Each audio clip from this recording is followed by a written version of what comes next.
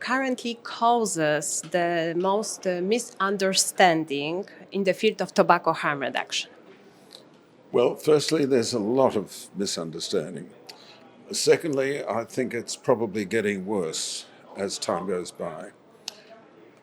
Thirdly, I don't think there's any one particular issue that we have to identify. I think there are lots of things going on. I don't think the misinformation, disinformation is accidental. I think it's deliberate. People who are from an abstinence background and are bitterly opposed to harm reduction being applied to tobacco, I think part of the reason is their entrenched belief in abstinence as the only way out of the mess we're in at the moment. And there are many players involved. Of course, Mike Bloomberg, Bill Gates are involved, and WHO is very important in this. And I think the misinformation is really, they resort to misinformation deliberately because their arguments are so poor, and that the argument is getting stronger and stronger for tobacco harm. After all, if you look at what's happened in Sweden, not just in the last few years, but over 200 years, if you look at what's happened in New Zealand, and especially if you compare that to Australia, what more evidence do you need? We have evidence here in Sweden and New Zealand for different kinds of tobacco harm reduction. In the case of Sweden, snus; in the case of Australia and New Zealand, the strong support for vaping in New Zealand and the hostile behaviour of Australian governments towards vaping. So their arguments are falling apart.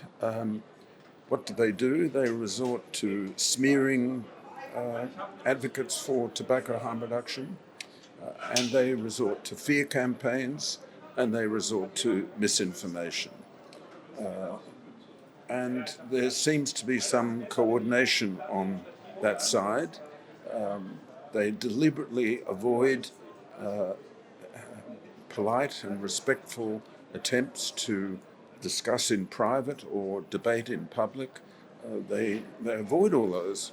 Why would you avoid all that if you thought that your arguments were strong? They know their arguments are weak, and misinformation is really part of that.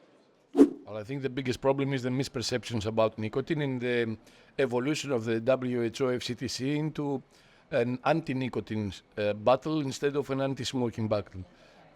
It seems that some regulators and some scientists want to create a nicotine-free world, so they have deviated their goals. Instead of fighting smoking and making sure that smoking rates go down, they prefer to fight against nicotine in general. So they have included harm reduction products into their battle, their anti-smoking battle. They want in reality to apply all the M-power measures, which are considered the gold standard in tobacco control. They want these measures to be applied to all nicotine products. It doesn't make sense at all. It's in reality a matter of not understanding that they have failed in combating smoking, because still after 60 years of knowledge about the adverse effects of smoking, we have more than about 1.2 billion smokers globally.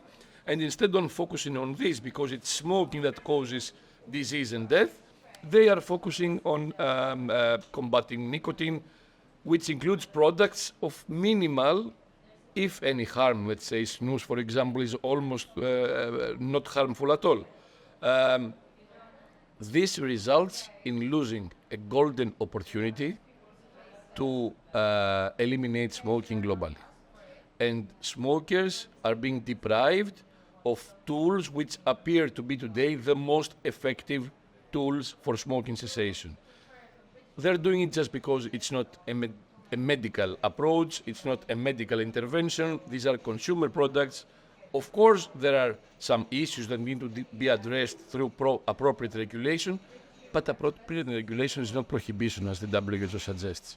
So I hope that very soon they will change their position, because their position today costs lives.